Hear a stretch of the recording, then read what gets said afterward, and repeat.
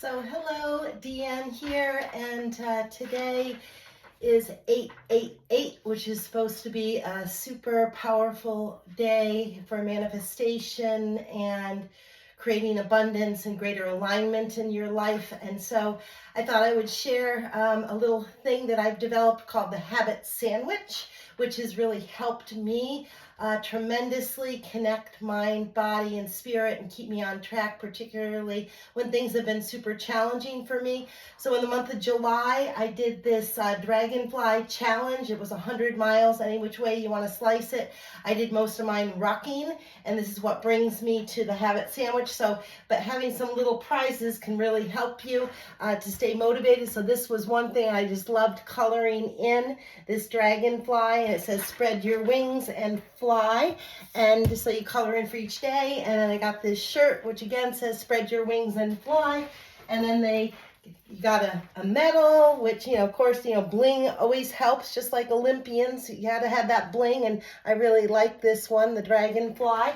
But back to the habit sandwich. So what I do is I go rucking. So to ruck, all it is going out walking or hiking with a weighted backpack, and you can get super fancy, really nice stuff through Go Ruck or Team RWB, Red, White, and Blue, or other places, but you don't have to go fancy. So I have this backpack that I've had for almost 30 years. It's just a really well-fitting Timberland backpack, and what I do is I just, this is a 10-pound bag of Goya rice, and that's what I do. And so I just put that rice in the backpack, and this is a place to start. You could start with 5 or 10 pounds, whatever works for you, and then go up in increments when you're ready. So you just put your rice in your backpack, strap on your backpack, right?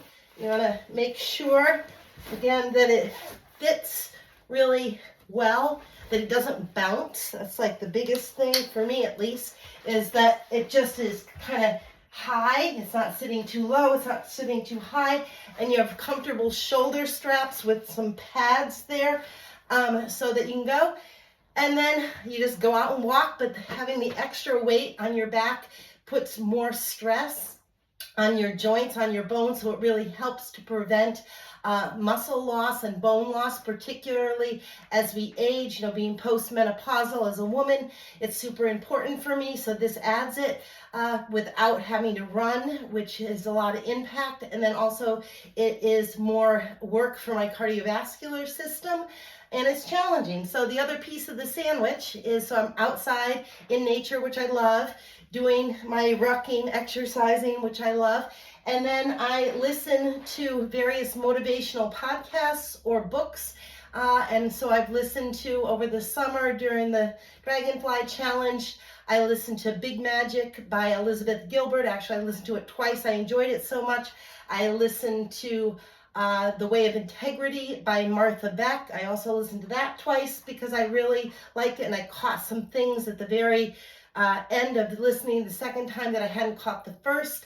And now I'm listening to a new book by George Mumford, who wrote The Mindful Athlete, and he is very well known in the sports field, sports psychology field, as well as working with some challenging people who you might not think of, like prisoners and things like that. George gives so much back, but his book is called Unlocked, and I wanted to read this because of the Olympics, because it talks all about what does it take to really unlock your mind and unlock your mental state so that you can get into flow and you can perform at your best.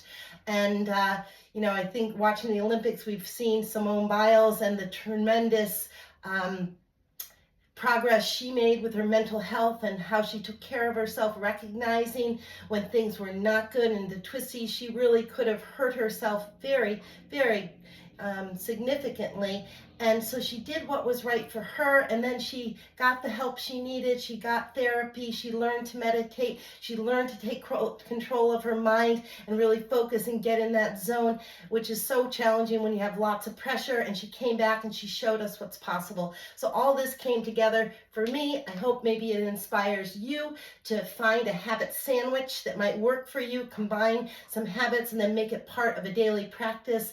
And if you need extra motivation, I really like this company, Run Motivators. They have all sorts of challenges, and the money goes to animal rescue, which is something near and dear to my heart. So again, like habit stacking or putting as many things together that bring you joy and keep you healthy are things which can have great impact when done consistently over a period of time. So be well. Thanks.